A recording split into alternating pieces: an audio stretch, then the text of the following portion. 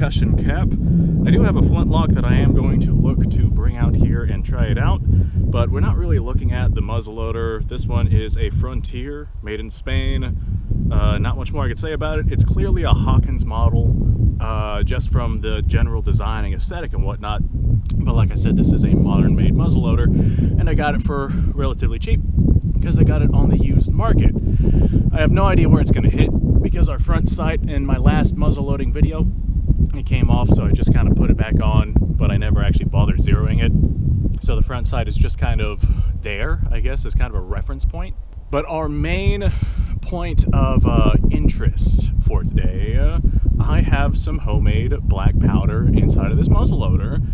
I've been trying to practice with making my own black powder at home, simply because the cost of black powder has just risen incredibly, like exponentially over the past couple of years or so, and it's to the point to where it's like 50 bucks for a pound of black powder. So I figured the best thing to do was to learn how to make my own.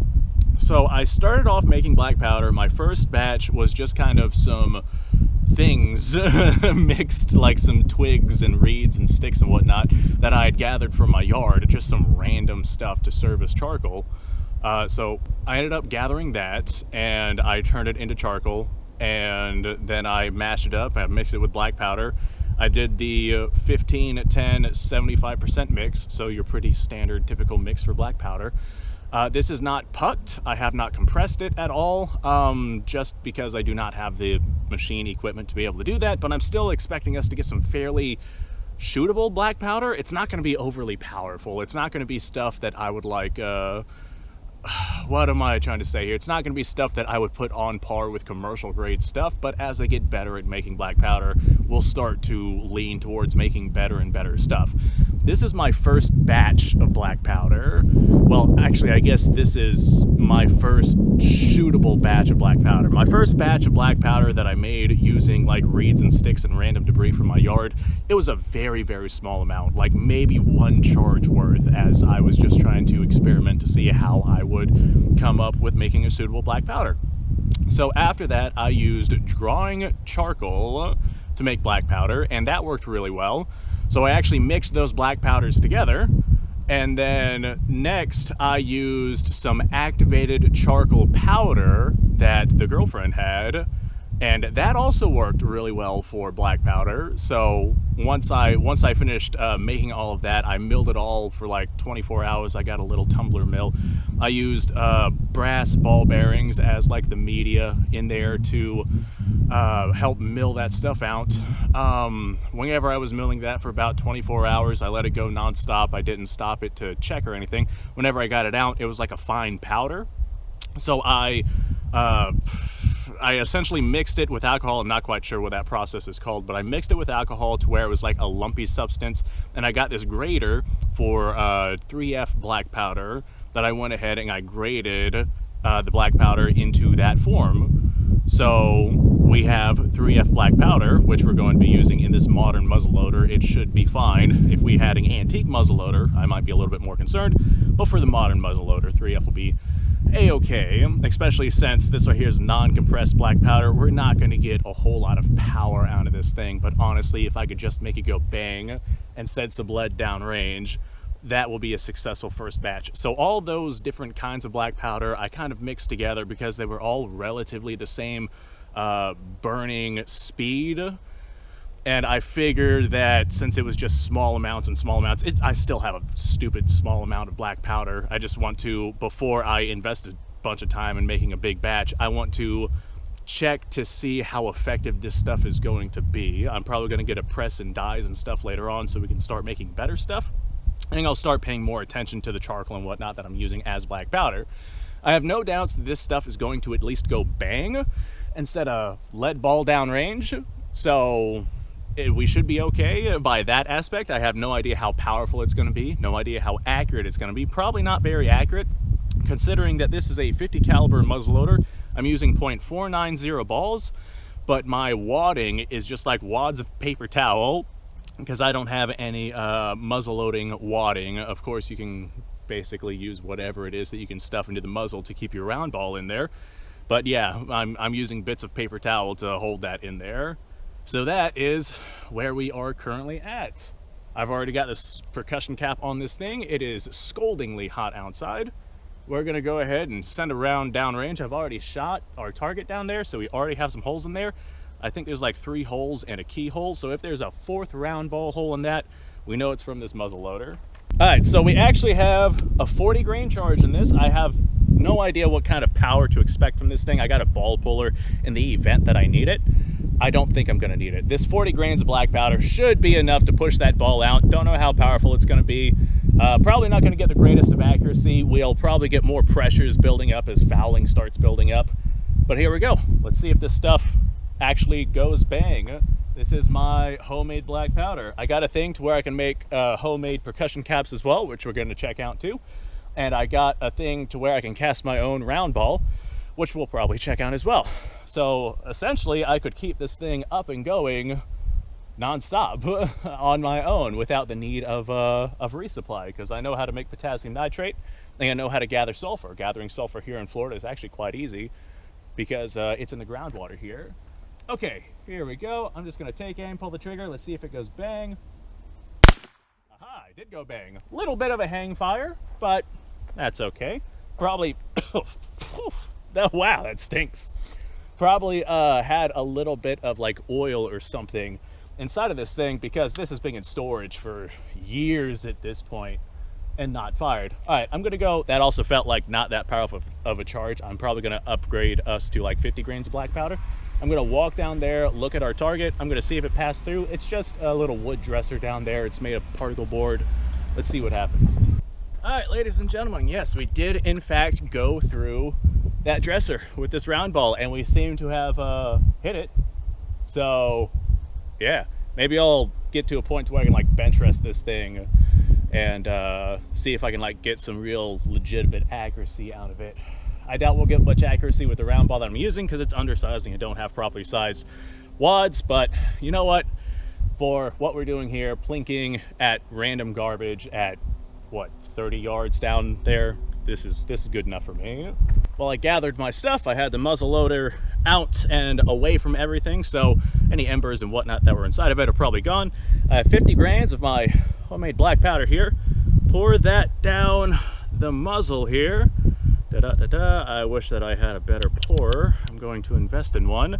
This right here is just kind of what I had on hand. This very much is an experiment based off of what I had on hand. All right, so normally you would put the patch in first and then the ball on top of it, but because the patch is not the proper size and because it's paper towel and it just kind of tears itself up when the ball surrounds it while I push it down the barrel, we're putting the ball in first, which is just going to roll to the bottom of the barrel because it's undersized, and then we're going to put our paper towel patch in over top of it to hold it in place. We're going to press all that down just like that.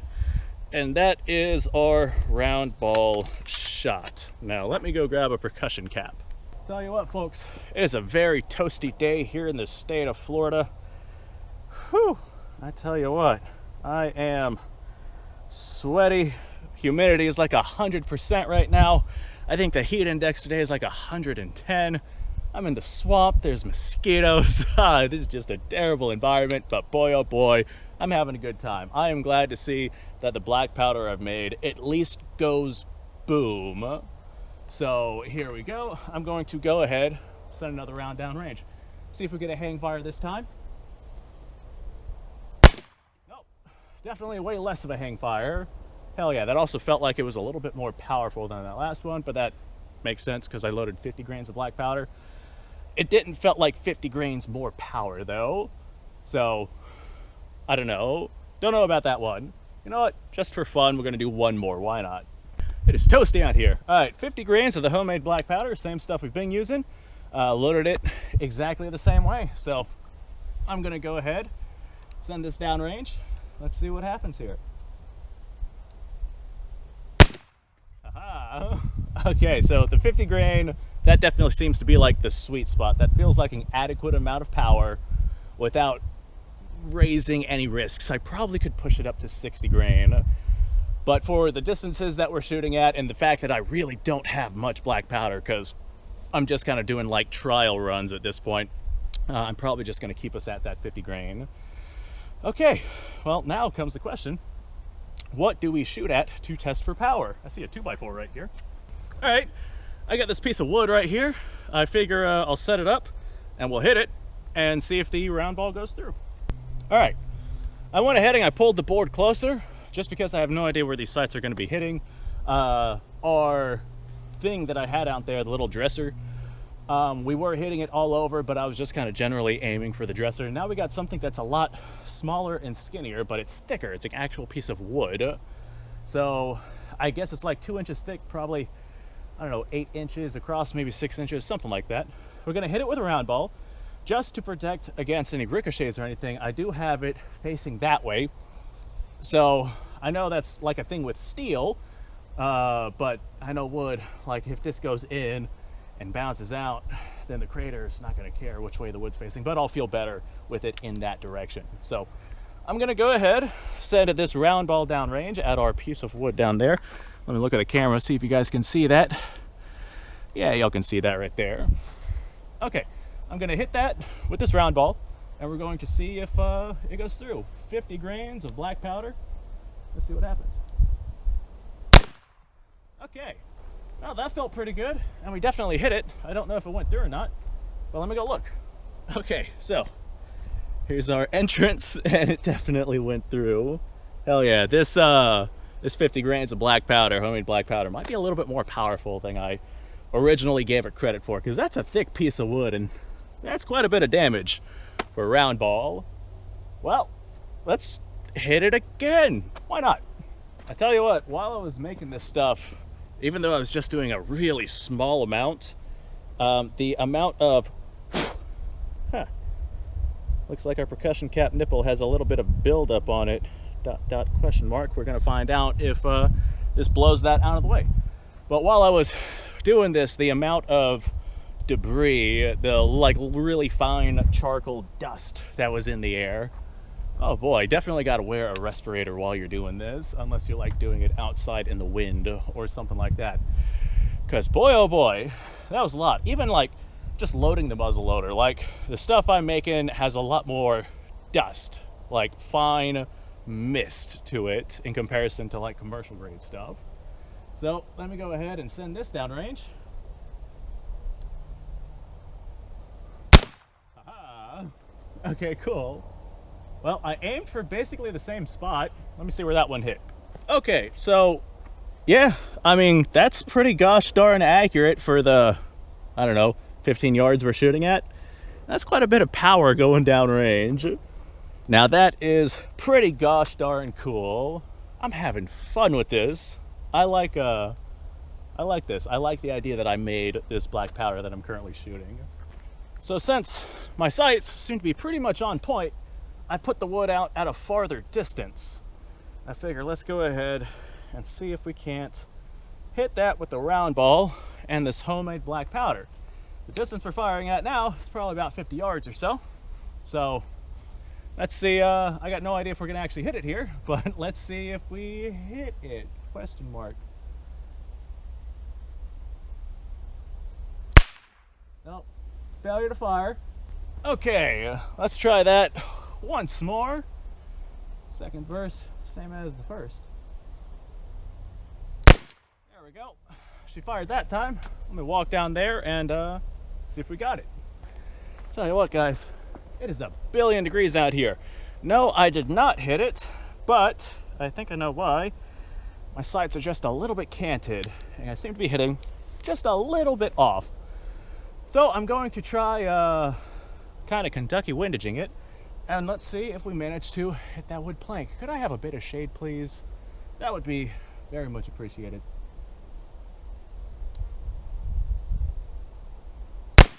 All right, that one felt good. All right, let me walk back down there and I'll figure it out. No, I did not hit it, and that's to be expected. We're using undersized round ball and inappropriate wadding, and my sights are definitely not straight aligned with this thing. So I was just kind of trying to wing it there. Definitely got the power. We got enough reliability for me to feel comfortable pulling the trigger on this stuff and making it go bang. I'm quite pleased with this. Oh, I'm also dying because it is really warm out here. I think I'm gonna go settle inside with some beer, relax for the day, watch a movie, maybe Saving Private Ryan. That sounds like a fun one. This stuff right here worked well, and we definitely saw some power behind it. If I can figure out where it's hitting and get myself more appropriately sized, you know, round ball and wadding, then I feel like we might actually have something here worth looking at. So I'm gonna go ahead and do the outro. Thanks for watching, folks. Appreciate your time. Like, subscribe, share. Description below has a link to all sorts of stuff. I am getting to the point where I'm no longer sweating. I'm quite dehydrated, so I'm gonna go settle in.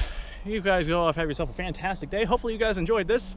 I've already made a video talking about how I made this stuff, so if you'd like to, go watch that. And I think that's all I have to say, so I'll see you all in the next episode. All right, real quick, I'm kind of just out here playing at this point, honestly, now that it's cheap enough to come out here and like plink with this stuff again. I got my piece of wood that I was shooting at earlier out there, and I figured out the windage of the sights. Elevation is a little bit off, but I can't adjust these fixed sights for elevation, only windage. So this thing hits about 4 inches high at the distances we're shooting at, but I mean, that's absolutely fine and dandy enough to hit my target. So I figure before I close out this video, I'm gonna go ahead and hit the piece of wood on camera for you guys. We have it out at probably about 55-ish yards, somewhere around there. So let's go ahead and see if we can hit it with one of these round balls. All right, I saw smoke pop up on that thing, so I know for a fact we hit it. I'm gonna set this right there. I'm sure that'll be fine. I'll public gun range. Let's walk down there and see what we're looking at. Okay, so aim point was right here at the intersection of the middle of the piece of wood and this other secondary piece of wood that I have on top. And as you can see, we hit probably about 4 inches high or so. So that right there is just how far off this thing is shooting, but the windage is good. I just got to know if I'm shooting at something to aim a few inches under, and I should hit it at these distances. Also noted, I don't know how clean this stuff is, this random amalgamation of different kinds of things that I've used to make this batch of black powder, but I have not cleaned this rifle, and I fired, I don't know, 15 or so shots, and I can still load it pretty gosh darn easy. I'm pretty sure it's because I'm using undersized balls, but I'm just gonna go ahead and throw that out there. I'm still loading this pretty gosh darn easy.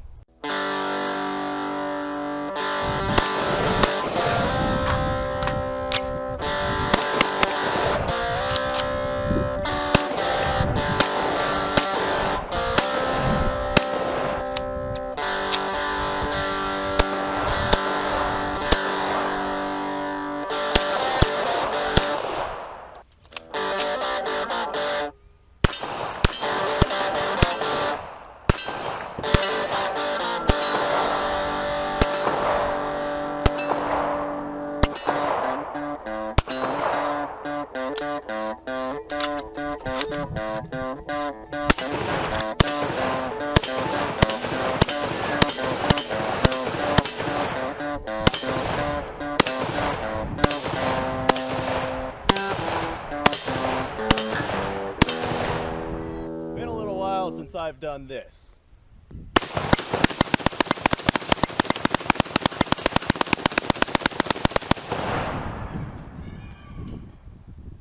Bonnie and Clyde be damned.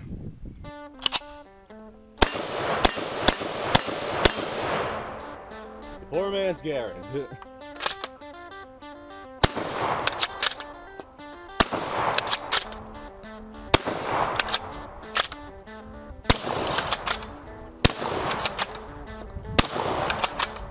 Shame that bolt action shotguns aren't more mainstream.